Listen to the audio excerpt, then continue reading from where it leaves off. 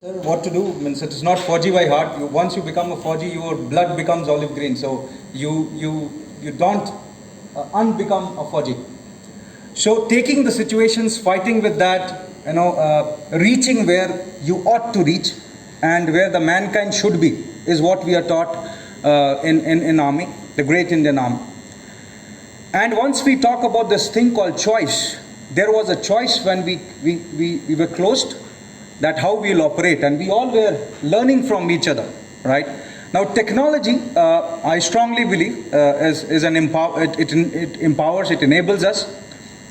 But again, the fact is we are dealing with human beings, right? And things should not be so cliche when I mention this, and I mean it. As Anne was mentioning, Zumba overload or technology overload, or then now we are talking about detoxing, right? There was a resistance. First, when we started working from home was a bliss when there was no COVID. Now working from home is a bane now. And there is a resistance. But when the thing is not so good and the resistance is there, you can sing and dance Bella Ciao. That's what you do. And we all did everything, whatever was available in Netflixes and Amazons of the world. But one thing, as we were talking about the HR part of it, one is, and I feel very strongly, there has to be an organization, right, for us to survive as the employees of that organization. Now I'll make it simple. When you say there is an organization, there is a we, which is the employee, and there's a it, which is a technology. Now both have to work together to make the organization, and that is very important. Yeah.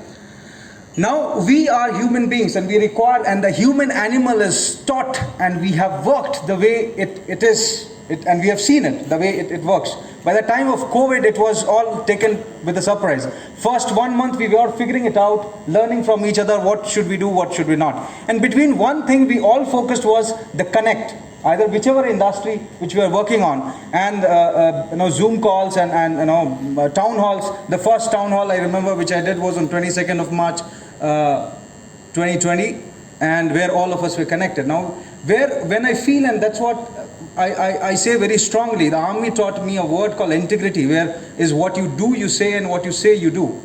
And we are taught in a very, very strong and a very bad way, to be honest, that even when in the night there is a road, I don't know if you have traveled, if you've gone to Chennai Officers Training Academy Chennai, there's a road, it is called Ashoka Path, and whenever a gentleman cadets, he comes from the barracks, he's not supposed to walk on that road, he's supposed to run.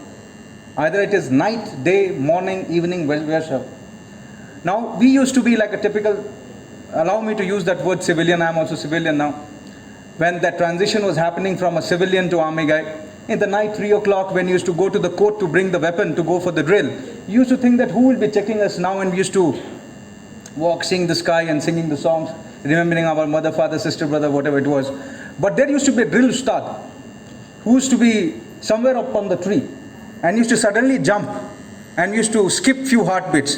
Because if you ask any Fauji guy who is a drill ustad, he'll tell you he's like a devil. He can give you all the punishments which a human being cannot even think. Now in an organization, I think HR used to be like doing that policing or a drill ustad job, right? But where we say in the time of COVID, and when we are talking about technology today, that if we were using those plastic and a pseudo engagement thing, where employees were just engaged in a very false way, and the purpose of the employee was not connected to the purpose of the organization, and when you call them back, they don't come because there's a disease outside, and even if the disease is so-called gone, there's a hangover of the disease. And even if there is hangover of the disease gone, we are comfortable. We are back from where, from the natives where we used to be. But the organization has to work, and organization gave you money, organization gave you bonus, organization gave you hikes in this particular time. And then now we demand it back. So when I say if the purpose of the employee is connected to the purpose of the organization, it is very easy. And that's how, if I say that, very proudly, if I say that we are 100% of people now followed all the norms, One thing, because I come from the manufacturing field and the sales field, because we are the product-oriented company and we can only survive when the products are selling. And once you say the products are selling, the dealership has to open, and the dealership has to open first. Your offices have to open, and you should have all the people coming inside that. So when the first discussion, the last year, April, when I was talking to my MD, and we had the first unlockdown happening, I told my MD, listen, he's quite a senior person, of course. I told, listen, two things. Is I will come every day to the organization and you will have to come every day to the organization, and then only we have, so again, army understanding, leading from the front. I don't know leading from the behind how it happened. But sorry, you made an army guy the head HR, and that's how we do it, the way it has to be done. So we started in a subtle way. First I and MD used to come every day to the office, then slowly, gradually all the OC members started coming to the VPs, HODs started coming to the offices, then with the shame managers started coming to the offices, and then the employees started coming to the offices. And of course there's a disease outside, so of course you will have the cases